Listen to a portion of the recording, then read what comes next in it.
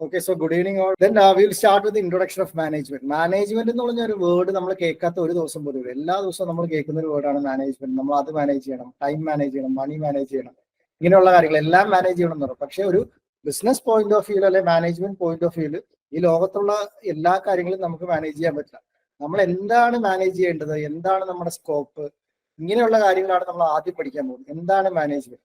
അപ്പോൾ what is the definition of management? Management എന്ന് പറഞ്ഞാൽ അറിയാം, it is A art of getting things done through others. അതായത് human റേസിന്റെ ഒരു ഇത്ര ഒരു ഡെവലപ്മെന്റ് ഉണ്ടായത് തന്നെ ടീം വർക്ക് എന്നുള്ള ഒരു കൺസെപ്റ്റിലാണ്. അതിലാണ് ഈ സയന്റിസ്റ്റ് ഒക്കെ പറയുന്നത്. അതുകൊണ്ട് തന്നെ നമുക്കറിയാം, നമുക്ക് ഒറ്റയ്ക്ക് ഒരു കാര്യങ്ങൾ അച്ചീവ് ചെയ്യാൻ വളരെ ബുദ്ധിമുട്ടാണ്. പക്ഷെ ഒരു ടീം വർക്കായിട്ട് വർക്ക് ചെയ്യണമെങ്കിൽ വളരെ ബുദ്ധിമുട്ടാണ്. കാരണം നമ്മളെല്ലാവരും ചിന്തിക്കുന്ന ആളുകളാണ്. അവരെല്ലാവരെയും ഒരേ ഗോൾ ഓറിയന്റഡ് ആയിട്ട് മുമ്പോട്ട് പോകുക എന്നുള്ളതും വളരെ ബുദ്ധിമുട്ടാണ്. അപ്പൊ പല രീതിയിൽ നമുക്ക് ആളുകളിൽ നിന്ന് വർക്ക് വാങ്ങിക്കാൻ പറ്റും. പണ്ടൊക്കെ അറിയാം, നമ്മൾ ഒരു കൊളോണിയൽ കാലത്തൊക്കെയാണ് ആളുകളെ പേടിപ്പിച്ചാണ് വർക്ക് വാങ്ങിയത്. പിന്നീട് അത് മാറി ഒരു ഹ്യൂമൻ അപ്രോച്ചിലേക്കൊക്കെ മാറി എല്ലാവരെയും ഉൾക്കൊള്ളിച്ചുകൊണ്ടുള്ള ഒരു എൻവയോൺമെന്റ് ക്രിയേറ്റ് ചെയ്താൽ മാത്രമാണ് വർക്ക് മുമ്പോട്ട് പോകുന്നത്. സോ വാട്ട് ഈസ് മാനേജ്മെന്റ് എന്ന് പറഞ്ഞാൽ it is A function of getting things done through people. അതായത് മറ്റുള്ളവരിൽ നിന്ന് നമ്മൾ വർക്ക് വാങ്ങിക്കണം. And directing the efforts of individuals towards A common objective. Common objective എന്ന് പറഞ്ഞാൽ രണ്ട് തരം ഒബ്ജക്റ്റീവ്സ് ഉണ്ട്. ഫോർ എക്സാമ്പിൾ, ഇപ്പൊ നമ്മളൊരു ബിസിനസ് അല്ലെ മാനേജ്മെന്റ് എടുത്താൽ there are 2 types of organisation. One is profit making, other is service oriented. അല്ലെങ്കിൽ ഒരു എഡ്യൂക്കേഷണൽ സെക്ടർ, ഒരു എഡ്യൂക്കേഷണൽ ഇൻസ്റ്റിറ്റ്യൂഷൻ എന്നുള്ളത് പ്രോഫിറ്റിനേക്കാൾ ഉപരി അവർ സർവീസ് വേറെ കുറച്ച് ഒരു സോഷ്യൽ ഒബ്ജക്റ്റീവ്സിലായിരിക്കും മുമ്പോട്ട് പോകുക. അപ്പൊ എല്ലാ ഓർഗനൈസേഷൻസും whether it is formal, informal, profit making, non profit making, ഏതൊരു ഓർഗനൈസേഷൻ ആണെങ്കിലും അവർക്ക് കുറെ കോമൺ ഒബ്ജക്റ്റീവ് ഉണ്ടാവും. ആ കോമൺ ഒബ്ജക്റ്റീവ് അച്ചീവ് ചെയ്യാനായിട്ട് കുറച്ച് വർക്ക് ചെയ്യേണ്ടതുള്ളൂ. അപ്പൊ എല്ലാവരും ഉൾക്കൊള്ളിച്ചുകൊണ്ട് നമുക്ക് എങ്ങനെയാണ് ഈ കോമൺ ഒബ്ജക്റ്റീവ് അച്ചീവ് ചെയ്യുക, അതാണ് what is A definition of management എന്ന് പറയുന്നത്. പിന്നെ നമുക്ക് ഇപ്പൊ PSCയിൽ വേറൊരു പാറ്റേൺ ഫോളോ ചെയ്യുന്ന വെച്ചാൽ IAS ഗേറ്റിന്റെ ഒക്കെ പോലെ സ്റ്റേറ്റ്മെന്റ് ടൈപ്പ് ഓഫ് ക്വസ്റ്റ്യൻസ് വന്നിട്ടുണ്ട്. Which one is correct or which one is wrong, അങ്ങനെയുള്ള ക്വസ്റ്റ്യൻസ് നമുക്ക് വരാം. അങ്ങനെയുള്ള ഒരു വരാൻ പറ്റാവുന്ന ഒരു സ്റ്റേറ്റ്മെന്റ് ആണ് management is an art and science. അപ്പൊ ആർട്ട് ആൻഡ് സയൻസ് എന്ന് പറഞ്ഞാൽ എന്താണ്? ആർട്ട് എന്ന് പറഞ്ഞാൽ എന്താണെന്ന് അറിയാം, കല. ഫോർ എക്സാമ്പിൾ, ഇപ്പം ഒരാളോട് പാടാൻ പറയുകയാണെന്നുണ്ടെങ്കിൽ എല്ലാവർക്കും പാടാൻ പറ്റും. പക്ഷെ കേട്ടിരിക്കുന്ന ഓഡിയൻസിന് അത് പാട്ടാന്ന് ഫീൽ ചെയ്യണമെങ്കിൽ അയാൾക്കൊരു ഇൻബോൺ ആയിട്ടുള്ള നല്ലൊരു വോയിസും പിന്നെ ഈ പറയുന്ന നോട്ട്സും നമ്മൾ മറ്റേ ഇതിലൊക്കെ പറയുന്ന സംഗതി ഇതൊക്കെ ഉണ്ടെങ്കിൽ ഒരു പാട്ടായിട്ട് ഫീൽ ചെയ്യുള്ളൂ. അപ്പൊ അതൊരു ആർട്ടാണ്. ഒരു ഇൻബോൺ ആയിട്ടുള്ള ടാലന്റിനെ അവർ കൾട്ടിവേറ്റ് ചെയ്തെടുത്ത ഒരു ആർട്ടാണ്. അതേസമയം സയൻസ് എന്ന് പറഞ്ഞാൽ നമുക്കറിയാം, ഇപ്പോ ന്യൂട്ടൺസ് ലോ ഓഫ് മോഷൻ അറിയാം. What is equation of force എന്ന് ചോദിച്ചാൽ MA, മാസ് ഇൻറ്റു ആക്സിലറേഷൻ. അപ്പൊ ഞാൻ പറയുവാണ്, ഒരു 5 kg ഫോഴ്സ് ഉള്ള അല്ല 5 kg മാസ് ഉള്ള ഒരു ഒബ്ജക്റ്റ് കൊണ്ട് എനിക്ക് 100 ന്യൂട്ടൺ ഉണ്ടാക്കാൻ പറ്റുമോ എന്ന് പറയുകയാണ്. 100 ന്യൂട്ടൺ ഫോഴ്സ് ജനറേറ്റ് ചെയ്യാൻ പറ്റും എന്ന് പറയുകയാണ്. അത് പോസിബിൾ ആണോ? Is it possible? അപ്പൊ ഞാൻ പറയുകയാണ്, എനിക്ക് 5 kg മാസ് ഉള്ള ഒരു ഒബ്ജക്റ്റ് ഉപയോഗിച്ചുകൊണ്ട് 100 ന്യൂട്ടൺ ഫോഴ്സ് ജനറേറ്റ് ചെയ്യാൻ പറ്റും എന്ന് പറഞ്ഞാൽ അത് നിങ്ങൾക്ക് അതിനെ എതിർക്കാൻ പറ്റും. കാരണം എന്താ? With respect to Newton's law we know the equation F is equal to MA, mass into acceleration. Mass നമുക്കറിയാം 5, G will be 10. G is assumed as 9.8 or 10. So the maximum force എന്ന് പറഞ്ഞാൽ 50 ന്യൂട്ടൺ ആണ്. അപ്പോൾ that can be proved whether it is right or wrong. അതിനെയാണ് science എന്ന് പറയുന്നത്. അതേപോലെ തന്നെ മാനേജ്മെന്റിൽ ആർട്ടിന്റെ ഒരു ആസ്പെക്റ്റും ഉണ്ട്, അതേസമയം സയന്റിഫിക് പ്രിൻസിപ്പിൾസിന്റെ ഒരു ആസ്പെക്റ്റും ഉണ്ട്. So management is an art as well as science. Then the definition of management is it is art of getting things done through others. Then evolution of management theories ഇതൊരു എക്സാം പോയിന്റ് ഓഫ് വ്യൂവിൽ നമുക്ക് അത്ര important ആയിട്ടുള്ള കാര്യങ്ങളല്ല. ഇതിനാൽ just ഒന്ന് പറഞ്ഞു പോവുകയാണ്. അതായത് 3 വിത്ത് റെസ്പെക്ട് ടു ടൈം വെച്ചിട്ട് 3 മാനേജ്മെന്റ് ഇറയാണുള്ളത്. ഒന്ന് ക്ലാസിക്കൽ മാനേജ്മെന്റ് തിയറി, അതായത് പഴയത് 1880 to 1930. Then neo classical management theory, then modern management theory. അതായത് ബിഫോർ 1880 മാനേജ്മെന്റ് എന്നുള്ളൊരു കൺസെപ്റ്റ് ഒന്നും ഉണ്ടായിരുന്നില്ല. ദെൻ ഇൻഡസ്ട്രിയൽ റെവല്യൂഷൻ ഒക്കെയാണ് മാനേജ്മെന്റ് എന്നുള്ള കൺസെപ്റ്റിന് ആ ഒരു ഏരിയ റെഡിയാക്കി. ആ ഒരു ഏരിയ ഒക്കെ സ്റ്റാർട്ട് ചെയ്ത് after the industrial revolution. Then under classical management theory there is scientific management and F.W. Taylor is called as the father.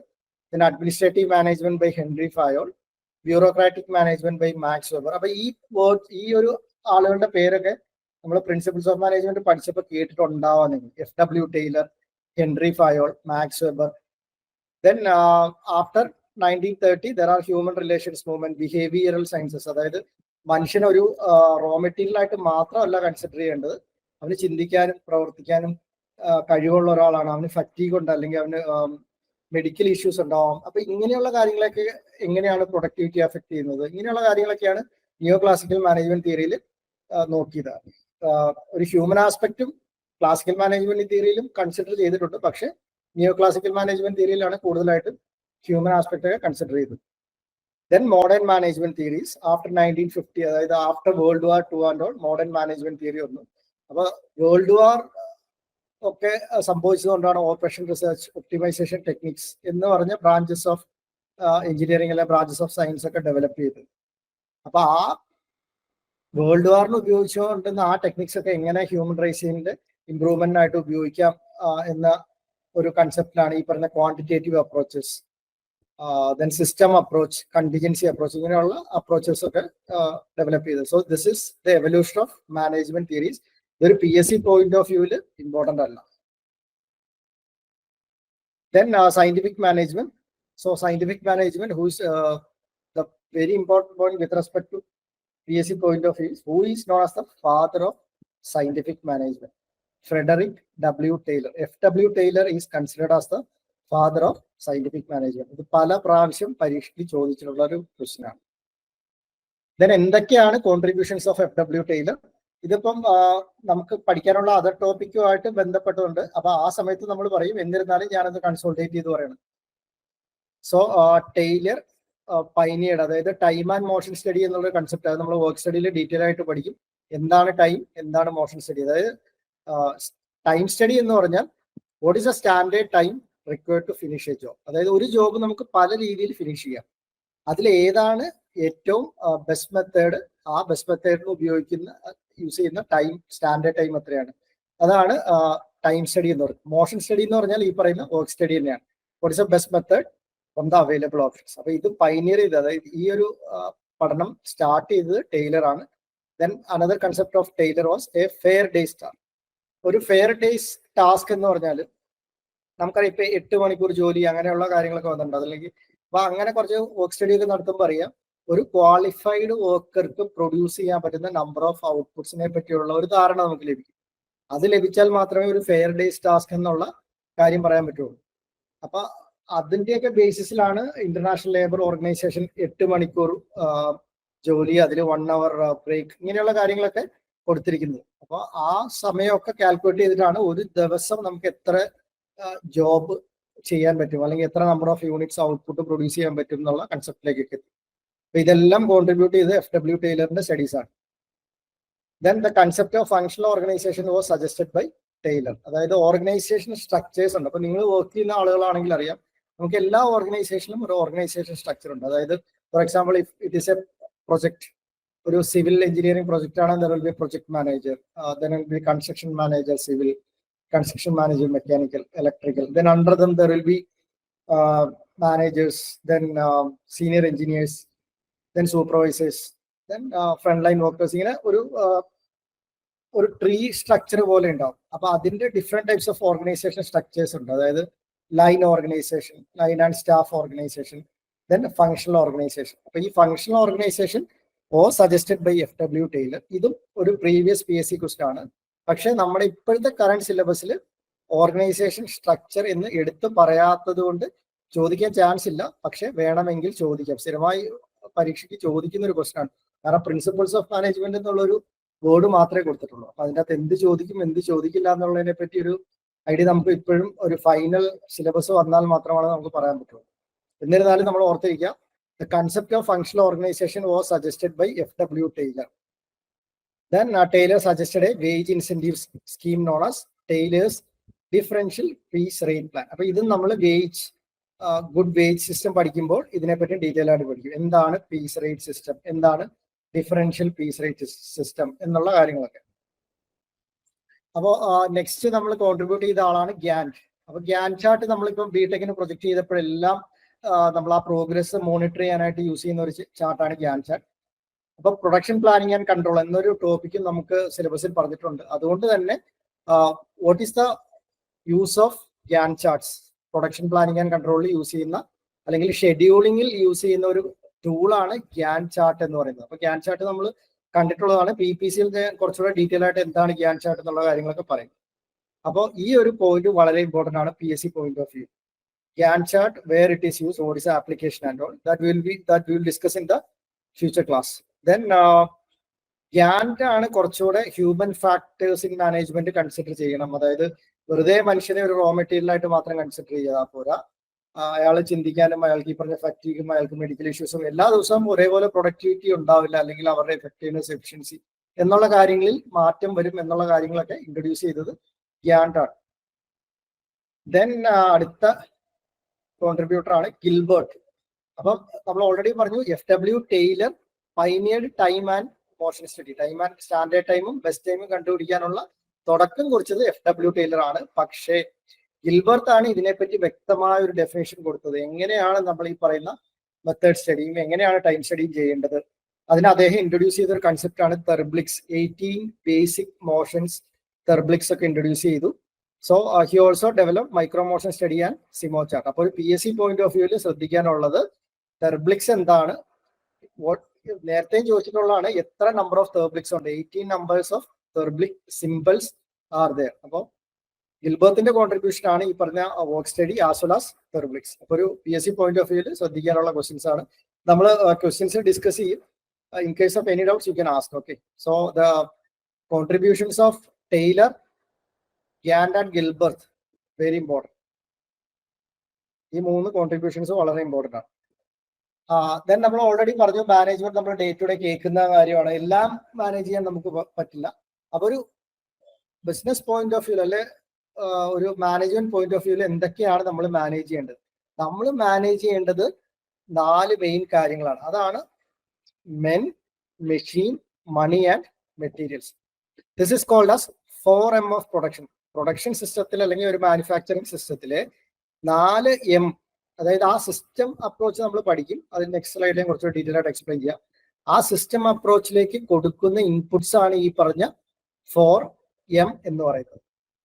നമ്മൾ മെന്നെ നന്നായിട്ട് മാനേജ് ചെയ്യണം. അതിനൊരു ഹ്യൂമൻ റിസോഴ്സ് ഡിപ്പാർട്ട്മെന്റ് ഉണ്ട്. മെഷീൻസിനെ മാനേജ് ചെയ്യാനായിട്ട് പ്രൊഡക്ഷനിലും ഉണ്ട്.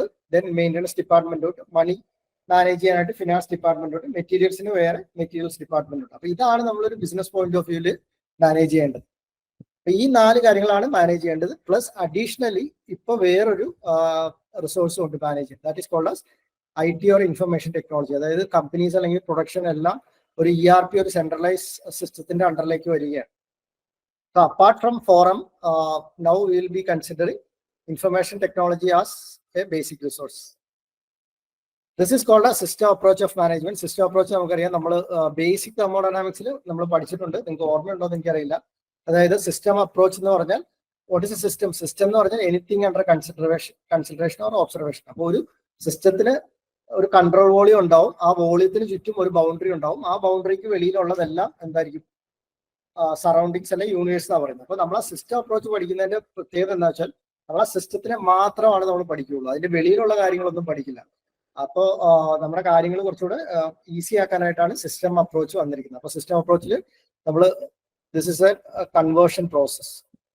നമ്മൾ എന്താണ് കൺവേർട്ട് ചെയ്യുന്നത്? ഫൈനലി എവറി ബിസിനസ് അല്ലെ എല്ലാ മാനേജ്മെന്റും ചെയ്യുന്നത് എന്താണ്? They have to make profit. ഒരു പ്രോഫിറ്റ് അല്ലെങ്കിൽ ഒരു സർവീസ് മോട്ടറാണ്. അപ്പൊ പ്രോഫിറ്റ് നമുക്ക് ലഭിക്കണമെങ്കിൽ നമ്മൾ we have to sell our products as well as services. നമ്മൾ ഉണ്ടാക്കുന്ന പ്രൊഡക്ട്സും നമ്മൾ ഉണ്ടാക്കുന്ന സർവീസും കസ്റ്റമർക്ക് വിറ്റാൽ മാത്രമാണ് പൈസ ലഭിക്കുകയുള്ളൂ. അറ്റ് ദ സെയിം ടൈം നമ്മൾ ഈ പറയുന്ന പ്രൊഡക്റ്റോ സർവീസ് മാനുഫാക്ചർ ചെയ്യണമെങ്കിൽ നമുക്ക് എന്ത് വേണം? We need a set of resources. ആ റിസോഴ്സസ് ആണ് men, money, materials and machines.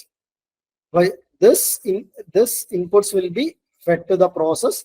Then after the process we'll be getting certain outputs.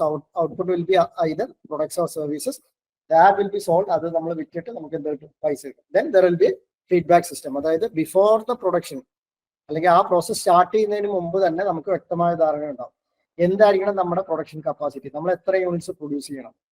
അപ്പോൾ ഈ ഒരു ടാർഗറ്റ് നമ്മൾ ഫിക്സ് ചെയ്യും. At the end of evaluation period, for example നമ്മളൊരു വീക്കാണ് എടുക്കുന്നതെങ്കിൽ whether we have achieve, ഇപ്പോൾ ഒരു 100 units of cars has to be produce, അതാണ് നമ്മുടെ ടാർഗറ്റ് എന്തെങ്കിൽ നമ്മൾ 100 എണ്ണം പ്രൊഡ്യൂസ് ചെയ്തോ 90 എണ്ണം പ്രൊഡ്യൂസ് ചെയ്യുന്നെങ്കിൽ എന്താണ് കാരണം, നമ്മൾ എന്തുകൊണ്ട് 100 അച്ചീവ് ചെയ്യാൻ പറ്റില്ല, ഇനി 105 എണ്ണം പ്രൊഡ്യൂസ് ചെയ്തോ അത് നമ്മൾ അനലൈസ് ചെയ്യണം, എന്തുകൊണ്ടാണ് നമുക്ക് 105 എണ്ണം പ്രൊഡ്യൂസ് ചെയ്യാൻ പറ്റുക, അത് നമുക്ക് സസ്റ്റെയിൻ ചെയ്യാൻ പറ്റുമോ. അപ്പൊ ഇങ്ങനെയുള്ള കാര്യങ്ങളൊക്കെയാണ് സിസ്റ്റം അപ്രോച്ച് ഓഫ് മാനേജ്മെന്റിൽ പഠിക്കുന്നത്. ദെൻ വളരെ ഇമ്പോർട്ടന്റ് ആയിട്ടുള്ള ഒരു ടോപ്പിക്കാണ് ഫങ്ഷൻസ് ഓഫ് മാനേജ്മെന്റ്. ഇതെല്ലാം നമ്മൾ എന്ത് മാനേജ് ചെയ്യണം എന്നുള്ളതിനെ പറ്റിയുള്ള പ്രോപ്പറായിട്ട് ഡെഫിനേഷൻ തരുന്ന ടോപ്പിക്സ് ആണ്. ഒന്ന് system approach of management. Then ഈ ഫങ്ഷൻസ് ഓഫ് മാനേജ്മെന്റ് എടുത്താൽ ക്ലാസിക്കൽ മാനേജ്മെന്റ് തിയറിയിൽ 10 ഫങ്ഷൻസ് ഓഫ് മാനേജ്മെന്റ് ഉണ്ടായിരുന്നു. അതായത് ഇതിൽ കൂടാതെ ഇപ്പം ഇപ്പോഴത്തെ മോഡേൺ മാനേജ്മെന്റ് തിയറിയിൽ 5 ഫങ്ഷൻസ് ഓഫ് മാനേജ്മെന്റ് ആണ്.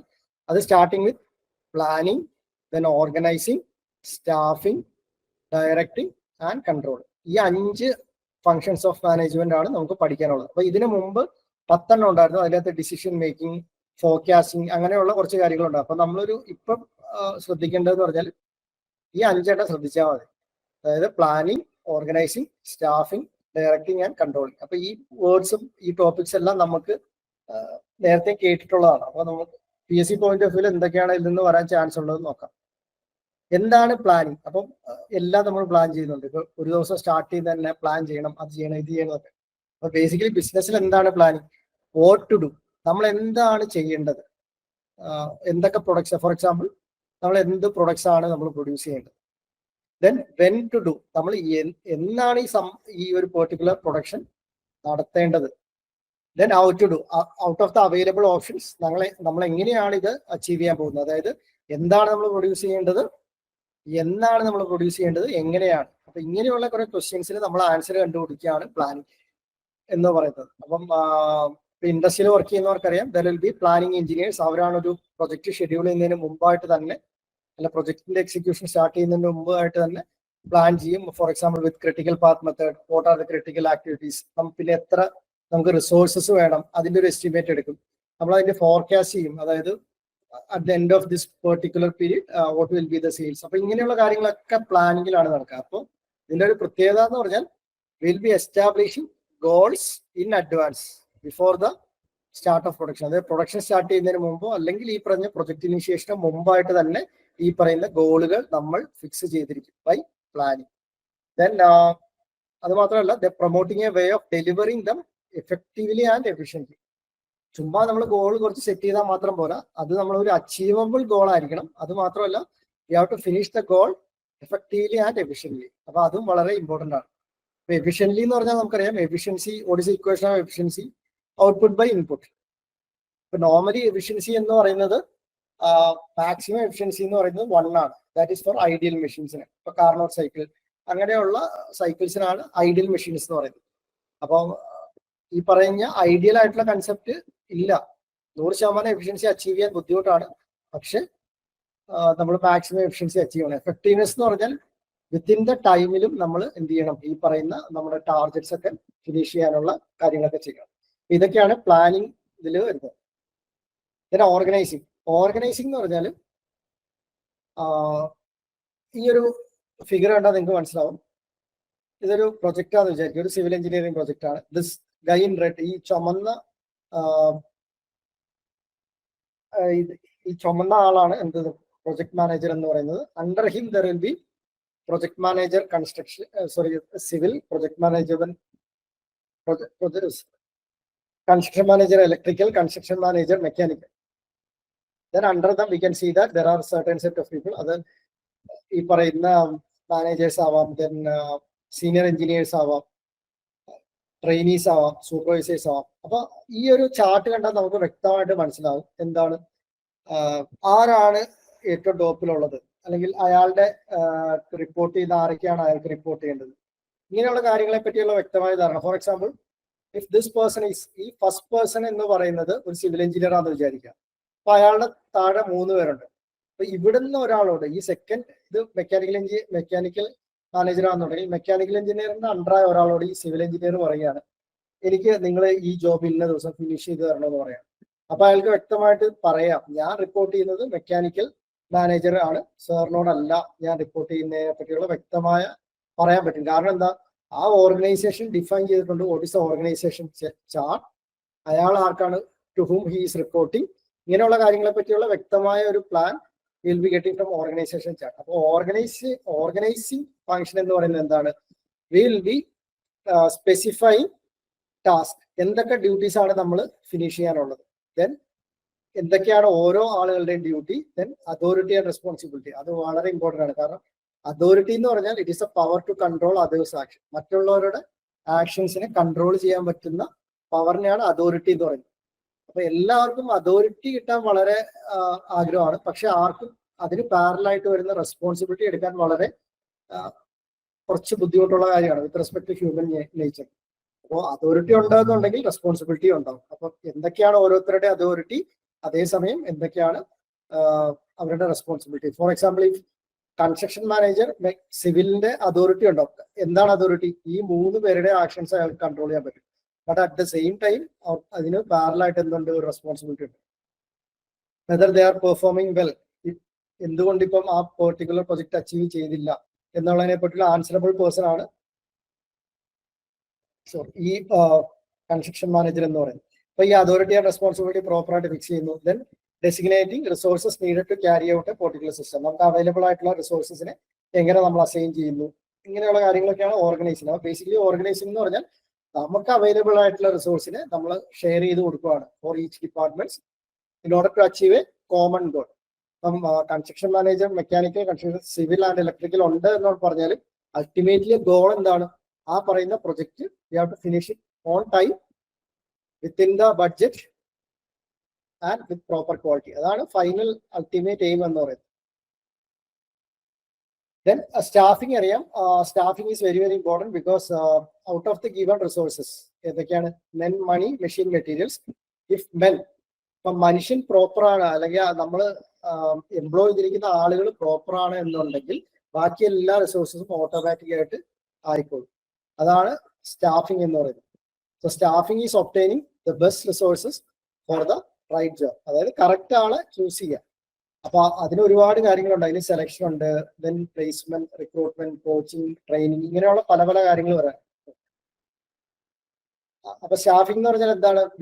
It is concerned with HR department. We have to select the right candidate for the right job. അതാണ് സ്റ്റാഫിംഗ് എന്ന് പറയുന്നത്. ഈ സ്റ്റാഫിംഗ് ഒക്കെ ഇവോൾവ് ചെയ്ത് വന്ന ഒരു ഏരിയ ആണ്. ബിക്കോസ് നമ്മൾ ഇനിഷ്യലി നോക്കുവാണെങ്കിൽ ഒരു ഇൻഡസ്ട്രിയൽ റെവല്യൂഷൻ സ്റ്റാർട്ട് ചെയ്തു. അപ്പോൾ ഈ പറയുന്ന സിറ്റീസിലേക്ക് ഔട്ട്സ്കേർട്സിൽ നിന്ന് ഒരു ഇൻഫ്ലോ ഉണ്ടായി, ആളുകൾ വന്നുകൊണ്ടേയിരുന്നു. അപ്പൊ നമ്മൾ നോക്കുവാണെങ്കിൽ ഹ്യൂമൻ റിസോഴ്സസ് വളരെ കൂടുതലാണ്. അപ്പൊ നമുക്ക് ആവശ്യത്തിലധികം സപ്ലൈ ഉണ്ട്. ഡിമാൻഡിനേക്കാളും കൂടുതൽ സപ്ലൈ ഉണ്ടെങ്കിൽ ഇതിനെപ്പറ്റി ഒന്നും ആരും ബോധേഡായിട്ടില്ല. പിന്നെ ഇൻഡസ്ട്രീസ് ഫ്ലറിഷ് ചെയ്യാൻ തുടങ്ങിയപ്പോൾ എന്ത് പറ്റി? പ്രോപ്പർലി ട്രെയിൻഡ് ആൻഡ് ക്വാളിഫൈഡ് വർക്കേഴ്സിനെ കിട്ടാതെയായി.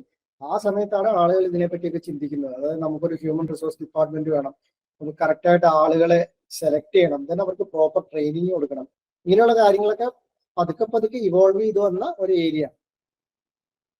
ദെൻ ഡയറക്ടിംഗ് എന്ന് പറഞ്ഞാൽ it involves leading and encouraging the employees to complete the task allocated. നമുക്ക് വെറുതെ ബിസിനസ് അല്ലെങ്കിൽ ഒരു പ്രൊജക്റ്റ് ഇയാൾ ഇത് ചെയ്യുക, അടുത്ത ആൾ ഇത് ചെയ്തെന്ന് പറഞ്ഞ് നമുക്ക് അങ്ങനെ നോക്കിയിരിക്കാൻ പറ്റില്ല. അവർ പ്രോപ്പറായിട്ടാണ് വർക്ക് ചെയ്യുന്നത്. ഇനി അവർക്ക് മോട്ടിവേഷൻ കൊടുക്കണം, അല്ലെങ്കിൽ അവരെ ബാക്കപ്പ് ചെയ്യണം, അവരെ സപ്പോർട്ട് ചെയ്യണം, ഇങ്ങനെയുള്ള കേസൊക്കെ ഉണ്ടാവും. അപ്പൊ ഇതൊക്കെയാണ് നമ്മൾ ഡയറക്ടിംഗിൽ വരാം. So motivation and leadership are the 2 chief elements in directing. Then directing also includes communicating efficiently as well as managing the employees at workplace. അപ്പൊ ഇങ്ങനെയുള്ള കാര്യങ്ങളാണ് ഡയറക്ടിംഗിലും വരിക. ഇതൊക്കെ ഒരു ലീഡർ റോളാണ്. He has to direct his employees. Then controlling എന്ന് പറഞ്ഞാൽ നമ്മൾ ഓൾറെഡി പറഞ്ഞു, ഒരു പ്രൊജക്ട് തുടങ്ങുന്നതിന് മുമ്പ് അല്ലെങ്കിൽ ഒരു ആക്ടിവിറ്റി തുടങ്ങുന്നതിന് മുമ്പ് നമുക്ക് എന്താണോ അച്ചീവ് ചെയ്തത് വിൽ ബി വെരി ക്ലിയർ.